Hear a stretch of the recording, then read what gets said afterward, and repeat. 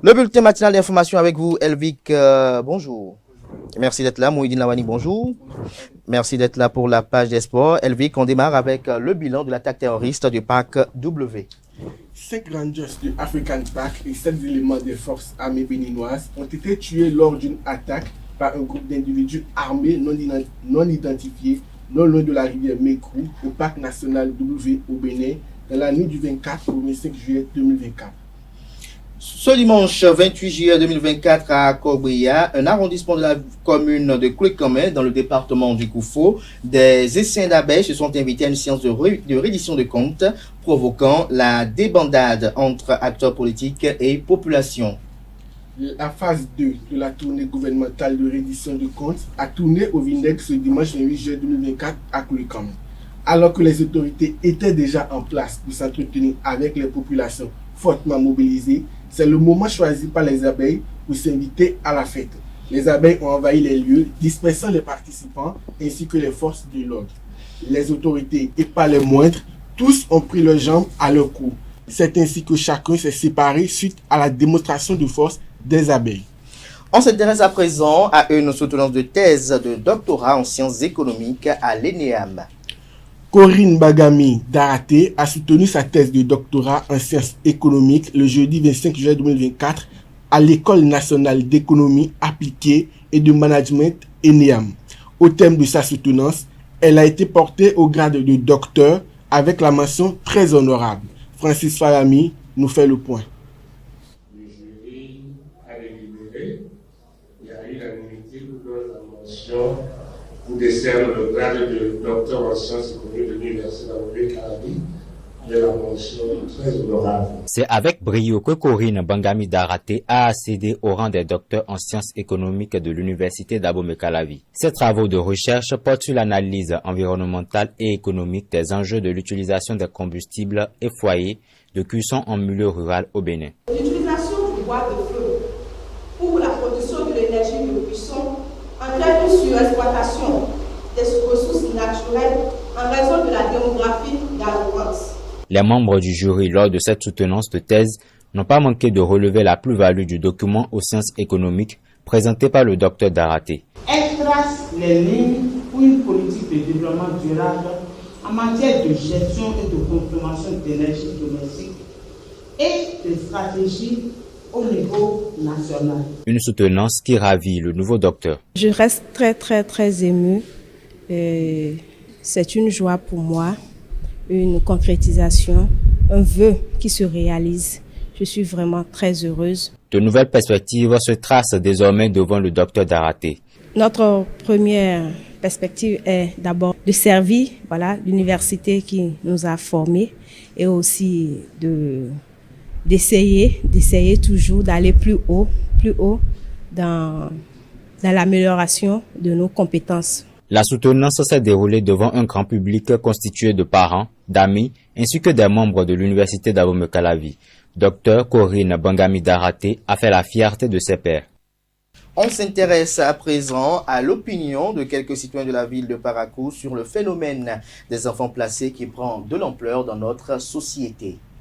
Le phénomène des enfants placés, communément appelé vidomégon, prend de l'ampleur. Les enfants sont envoyés à d'autres parents ou à des amis gratuitement pour qu'ils puissent apprendre un métier parce qu'on n'a pas les moyens de les garder. D'autres sont placés contre rémunération. Qu'est-ce qui est à la cause de ce phénomène? Est-ce la seule solution que les parents ont pour échapper à la misère? Doit-on continuer par encourager ce phénomène? Quelques citoyens de la ville de Parakou en parlent. On les écoute au micro de Constantine Awandinou et de Samuel Aguia. Chez moi, je vois que c'est la pauvreté qui amène les parents à faire tout ça là. Bon, en ce qui concerne les enfants placés, il y a plusieurs facteurs. Il y a le manque de moyens qui est ce qui est plus criant. Les parents n'ont pas l'argent, sont obligés d'envoyer les enfants vers des parents, d'autres parents pour qu'ils puissent les aider. Bon, je ne pense pas que ça soit... Souvent, ce n'est pas une bonne idée. Parce que la plupart de ces enfants, d'abord, ne vont pas à l'école, n'ont pas une très bonne éducation.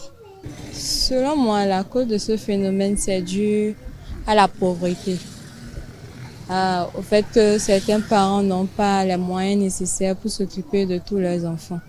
Ils sont obligés de les envoyer vers ceux qui peuvent s'en occuper. Selon moi, c'est le manque de moyens. Et aussi, il y a aussi d'autres parents qui se sentent un peu mieux, qui proposent aux parents du village d'envoyer leurs enfants vers eux pour qu'ils puissent les aider. Mais arrivé une fois en ville, on constate le contraire. Ce n'est plus la tante qu'on connaissait, elle change dans ses comportements, dans ses manières de faire. Bon. Actuellement, à Parakou, ici, il y a 2 cas. Lorsqu'on envoie les enfants, les parents disent, bon, on t'envoie l'enfant, et l'enfant c'est là, c'est comme un enfant de ménage. Généralement, c'est des filles, elles se voient. Donc l'enfant est là, elle fait la vaisselle, la cuisine et tout. Et les parents disent, chaque fin du mois, tu nous envoies tel montant. Certains disent non, nous on ne veut pas l'argent, mais lorsque la fille aura peut-être un âge donné, je suppose 13 ans ou 14 ans, faut lui faire une formation. Non, ce n'est pas le fait de les envoyer auprès des proches la solution. Mais des fois, ça marche. Vous les envoyez, vos enfants reviennent avec des diplômes. Il y en a, ils prennent les enfants, ils les mettent dans des ateliers de couture, de coiffure, etc. Mais la majorité n'ont pas réellement cette chance. La seule solution, non, mais c'est la plus facile. Parce qu'il y a d'autres solutions comme mettre l'enfant dans l'apprentissage ou bien l'envoyer nous aider à faire le commerce ou dans notre activité. Mais ça revient encore à dépenser. Selon moi, la possibilité est que accouche le nombre d'enfants selon tes capacités. Par exemple, si tu es fonctionnaire ou bien tu es ouvrier, accouche en fonction de ce que tu gagnes. Là, tu sais que non, j'ai la possibilité de garder 2 enfants. J'ai la possibilité de garder 3 enfants, mais être là en train d'accoucher seulement, bon, tout ça là amène ces fléaux-là. Il y a des gens qui disent que bon, faut faire les enfants ce qu'ils vont manger, Dieu va s'en charger. Mais moi, je ne suis pas dans cette logique. Lorsque, en tant que père de famille, tu connais ta situation financière, je crois bien qu'il ne faut pas faire beaucoup d'enfants. Parce que c'est ce qui arrive souvent. Quand vous allez dans les villages, ils font assez d'enfants et au final, ils n'arrivent pas à prendre soin de tous ces enfants et donc ils sont obligés d'envoyer telle fille à tel oncle, telle fille à telle cousine, telle fille à telle tante. C'est comme ça généralement.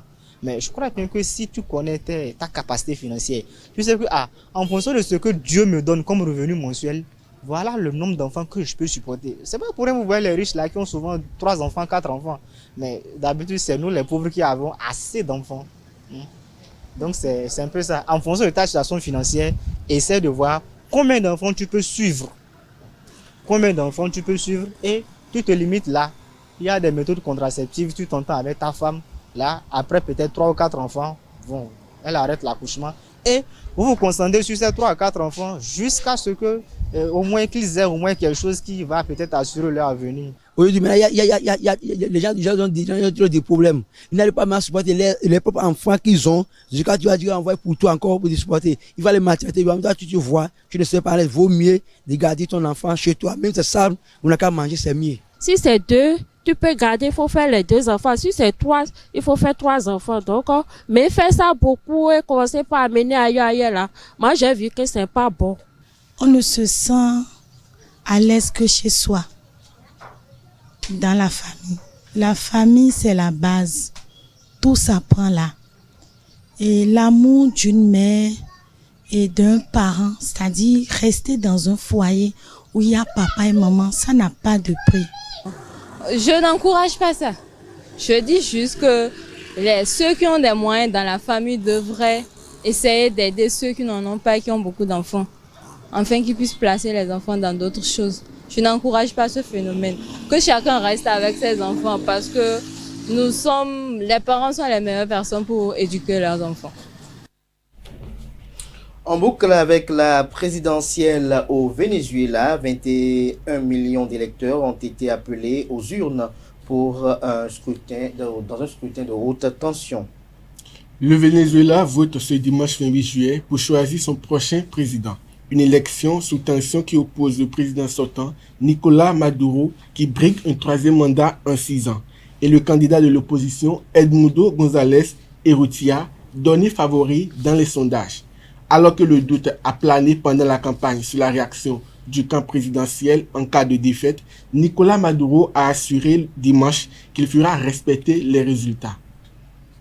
Merci à vous, Elvic Hongbeto, pour cette présentation du bulletin matinal d'information. La grande édition du journal télévisé sur Réseau TV est prévue pour 19h. Chers amis, on poursuit Prix Matin. À présent, on passe à la page des sports.